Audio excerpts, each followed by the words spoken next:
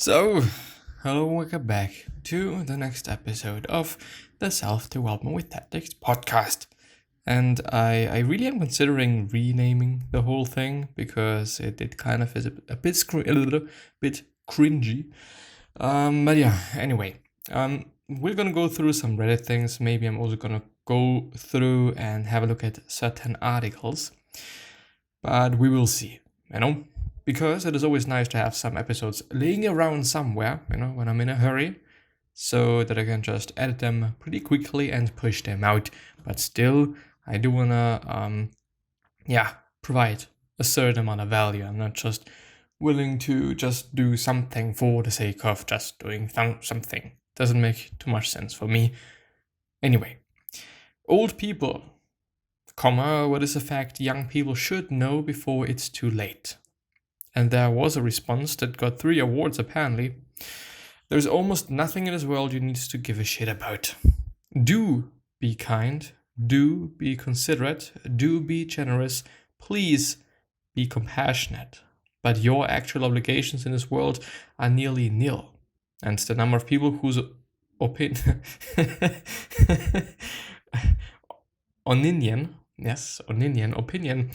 you should value or give the slightest damn about is also close to nil.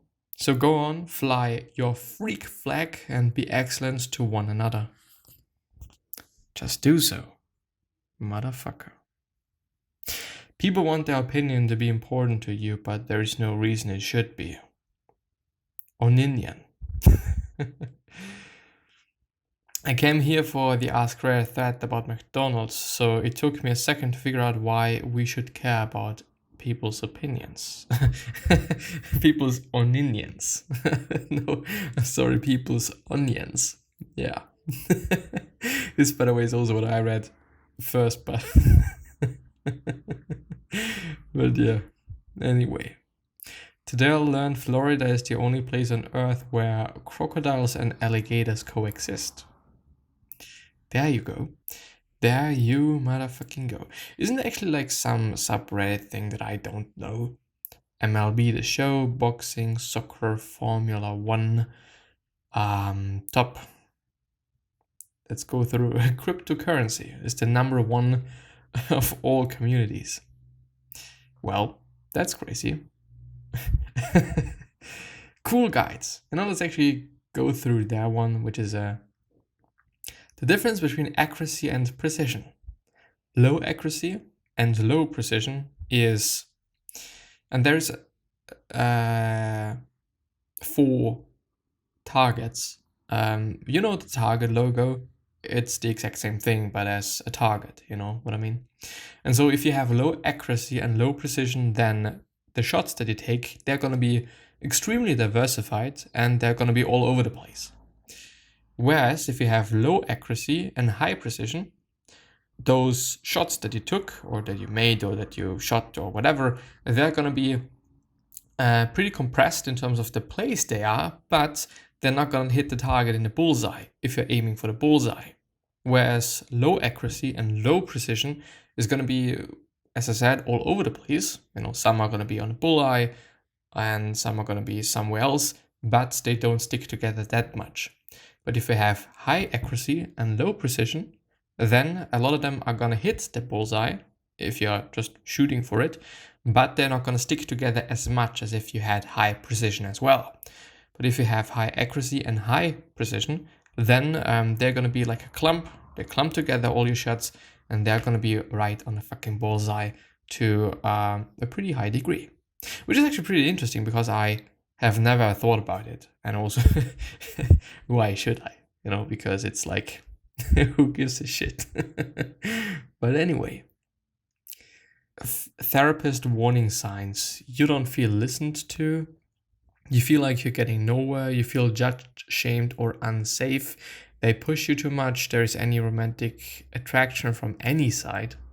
Yeah, I think that's a no-no. Like, I don't know. Like, it is about working and being able to get to somewhere, and not necessarily about,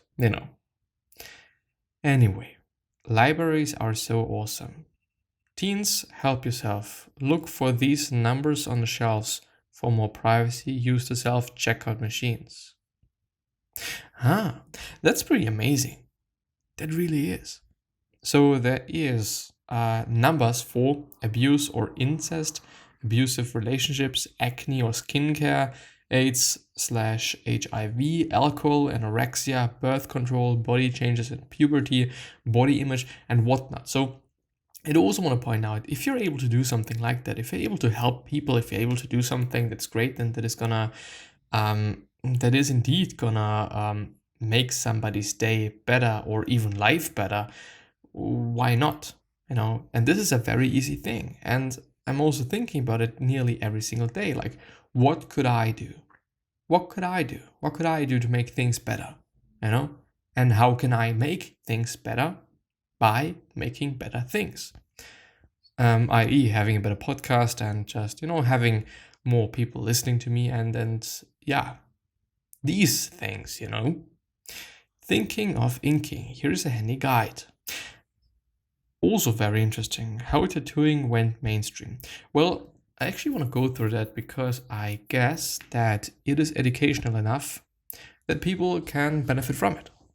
So anyone who watches sports, music videos, or even AE, I don't know what A and E, knows that tattoos have gone mainstream. Studies have found that as many as 2 out of 5 adults younger than 40 have one. Health experts agree that getting one is less risky than ever, and tattooists trained in fine arts offer more options.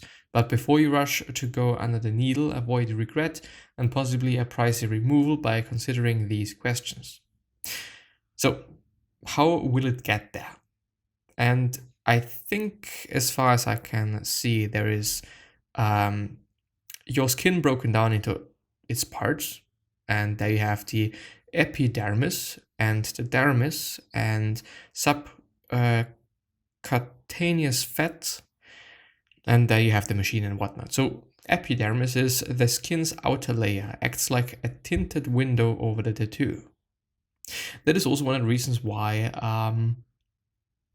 if you're, for example, photoshopping a tattoo, it's not going to be fully black. It's not possible. It's not going to be black. It's also not going to be fully red, since you have this epidermis, the outer layer of the skin, being above it. And so kind of, how should I say, it's going to take away, I think, saturation of colors, more or less. Each needle injects ink a drop at a time, 1 to 2 millimeters below the skin surface.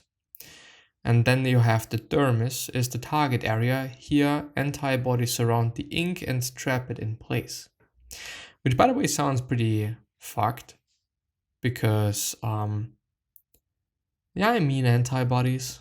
It's not, doesn't sound too great anyway. So if the needle reaches the subcutaneous fat, the ink will immediately spread and blur. So then you actually know when your tattooist or tattoo artist or whatever did a pretty fucked up job if things blur out because they're not getting trapped by those antibodies. And then you have the machine using the basic technology of a doorbell. Well, that sounds great. Using the basic technology of a doorbell. The gizmo was first patented in 1891 and has changed little since 1929. Needle can puncture the skin up to 3,000 times per minute. And then you're going to have lines and shading / coloring, where lines, and I'm not going to read the whole text, lines are going to be more just, you're going to have a certain amount of needles, maybe even one needle. I don't know. It depends on, I think, the thickness of the line or the strength or weight of the line. But they're not going to be spread out like the shading / coloring needle, where you have like a bunch of them next to each other, whereas the line is going to be like concentrated, if you know what I mean. So how will it feel? Pain tolerance varies by person, but in general, the fewer the needles, the more it hurts. Bony areas don't necessarily hurt more. A better indicator is skin softness. Inner thighs, inner arms, and torso are often extremely tender. Artists say women tend to handle the pain better than men, which I think is true. Tattoos in areas with soft skin tend to be more painful. Reputable artists use sterile needles, disposable gloves, and antiseptic creams. And if he or she is not using that, then you know that you're in some fucking ghetto getting your fucking tattoo. Well, where should it go? Sun exposure. Sun fades tattoos plan to use strong sunblocks all the time or get the tattoo in a well-covered place. Aging. Tattoos in squishy areas such as the midsection will lose their shape much more quickly than those in bonier areas. For example, your wrist and so on and so forth. Trendiness. Armbands and lower back tramp stamps are no longer popular in many areas. Well, now I know that as well. I didn't know that. Durability. Tattoos on feet and hands tend to fade or become uneven quickly because those parts get so much use, which also makes sense if you think about it. Anyway, what will it look like? Then, they kind of point out like all the different types and styles. They have the photorealist, the biomechanical, the fuck. Then the surrealist, which by the way is, I think, one of my favorite art styles there is. Surrealism. I think it is just amazing, and even though it is so trippy and so out of nowhere, it's like just so strange to some degree. If you kind of type in surrealism, you're gonna know what I mean, but it is amazing. It really is. Then you have fine line, black and gray. Then you have the tribal, which, unless you're The Rock, looks pretty shitty at my point of view. But anyway, Asian, the Asian style. Then traditional American, where you have like the classical Harley Davidson kind of style thing. Flash, which is not a style but a name given to the printed designs on the walls of a tattoo shop. Beware, as flash designs are often trendy. Then outdated. Remember Tasmanian devils in the 1980s? ? And then you're gonna have some Asian things which look Greek-ish and or Roman ancient things. You know what I mean? Like you're gonna have some. I think you know what I mean. Me explaining it and me or trying to explain that is just not gonna make it better. The chemistry of fireworks. No. Why evil exists. The Epicurean paradox. So, interesting. Some philosophical thing. Evil exists? Yes. Can God prevent evil? Then you have two ways, either no or yes. So let's actually go with yes. Does God know about all the evil? There we once again have no and yes, so we're gonna go with yes. Does God want to prevent evil? Yes. Then why is there evil? To test us. If God is all-knowing, he would know what we would do if we were tested, therefore no need to test us. Satan, an all-powerful, all-knowing, all-good God could and would destroy Satan. I see. So then why is there evil? Going ahead, other reasons. If it is necessary for the universe to exist, could God have created a universe without these? Without these, I guess. Yes, then why didn't he? Which can go back to. If God is all-knowing, he would know what we would do if we were tested, therefore no need to test us. Or the free will thing. Could God have created a universe with free will but without evil? Yes, then why didn't he? In the end, this is kind of a circle-ish thing. But going again with the no part, can God prevent evil? No, then God is not all-powerful. Okay. But does God know about all the evil? No, then God is not all-knowing. Does God want to prevent evil? Then, if no, then God is not good or God is not loving. But if we assume that all of this is like a no-no. Oh, by the way, could God have created a universe without these? Then no, would lead to then God is not all powerful. And if could God have created a universe with free will but without evil? If this is also no, then as well, God is not all powerful. Like in the end, it's kind of a cycle. In the end, it's like also in the end, who fucking cares about that? You know what I mean? America then and now. Neckline styles: boat neck, jewel, square, scoop, V-neck, asymmetric, high neck, halter, off shoulders, Queen Anna, halter strap, illusion, straight across, sweetheart, semi-sweetheart, keyhole. Why? Why the fuck? 10 place. Oh, how to load. Wow, this is actually amazing. How to load a dishwasher. But I think without a picture, you couldn't really use it. I mean, I can try to explain it. Anyway, so there's a 10 place load pattern, and then there's a 12 place hold pattern. But obviously, I mean, if you do have pots and whatnot, the whole system is not going to work out at all. But yeah, anyway. Yeah, no. Maybe I'm going to put it down in the description, probably going to forget about it, so maybe you have to Google for it. Like some guide on how to load your fucking dishwasher if you need it. How to roll a joint with pictures. No. Myers-Briggs personality test. Interaction with the world. Introvert, extrovert. Absorption of information. Intuitives versus sensors. Decision-making, feelers versus thinkers, and organization, judgers versus perceivers. So in terms of absorbing information, I don't know what sensors are realistic people who like to focus on the facts and details and apply common sense and past experience to come up with practical solutions to problems. Which is more the analytical and thinking person. And then in organizations, we have the judges, tend to be organized and prepared, like to make and stick to plans and are comfortable following most rules. And then we have perceivers, prefer to keep their options open, like to be able to act spontaneously and like to be flexible with making plans. So we are then gonna pick 4, I guess.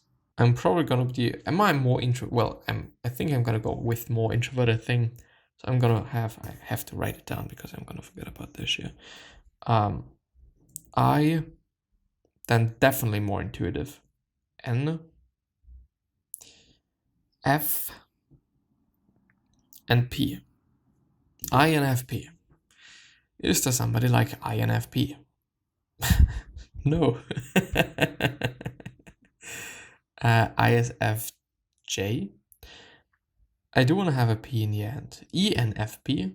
Oh, guess what? It's actually the first one. INFP. Healer. Introverted, intuitive, feeling, perceiver. Well, thanks, I guess. I'm a healer. Is this good or bad? Idealist. Yeah, some sorta. Then you have guardian and rational and artisan, where you have the crafter, the promoter, the performer, the composer. And they do have all certain characteristics. So if your second one is an N and your third one is an F, then you are an idealist. If your second one is an S and your last one a J, then you're going to be a guardian. If your second one is an N and your third one is a T, then you're rational. If your second one is an S and your last one is a P, then you're going to be artisan. Myers-Briggs is as made up as your horoscope. Well, I'd say so as well, to some degree, actually. Labor and birth packing checklist. Fire flowchart. I think this is something everyone should see. Create a budget. Well, Eat Well Guide, Healthy Balanced Diet. You know, with all the diet things, it's so incredibly difficult to say, okay, yeah, you should be doing this. Anyway. Water, lower fat, milk, sugar-free drinks including tea and coffee all count. Limit fruit juice and or smoothies to a total of 150 milliliters a day. Yes, because it is adding a ton of fucking calories to your diet, which is pretty unnecessary. And for this amount of calories, you could just eat normal food as well, or fruit, therefore. And also, if you think about the fact that this just if you think about the fact that you're consuming like a shit ton of fruit by drinking smoothies and so on and so forth, if you buy them, then just makes it way more unnatural to consume them, because you're just consuming way more than you would, basically. If you kind of get what I mean, I hope you do anyway. So there we have, it's not circle, it's more oval. And let's read. Eat at least 5 portions of a variety of fruit and vegetables every day. And even though I would say that veggies are a bit more important than fruit, even though, yes, diversity just makes or breaks it. Then choose whole grain or higher fiber versions with less added fat, salt, and sugar. There you have potatoes, bread, rice, pasta, and other starchy carbohydrates, like oats, for example, or couscous, potatoes, spaghetti, but the whole wheat version. Choose lower fat and lower sugar options when it comes to dairy. And there you have dairy and alternatives, which, as well as with beans, pulses, fish, eggs, meat, and other proteins, is like a third of the whole thing, even less. And then you have another third of fruits and veggies and another third of whole grains.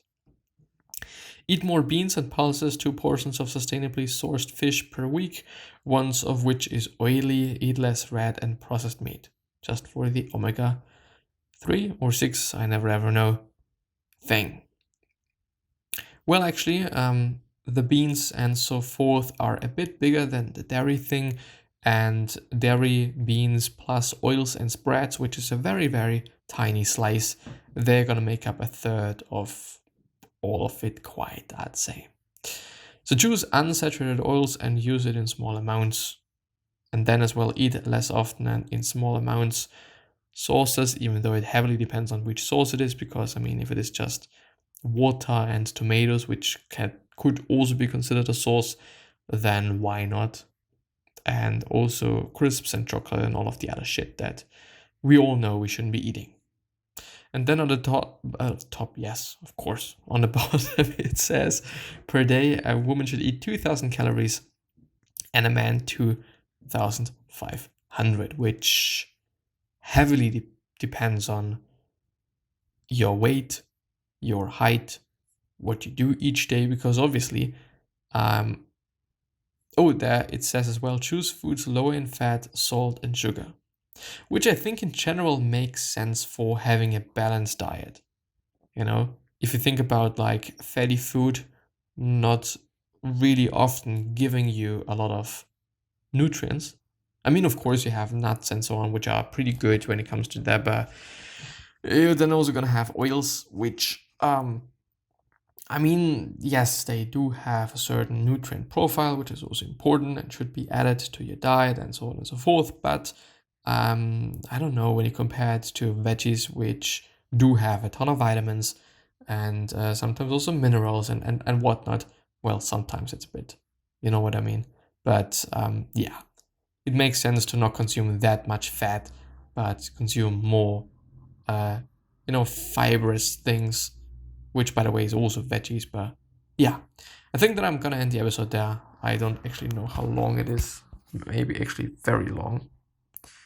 25 minutes, yeah. Well, yeah, gonna see you the next time. Bye-bye.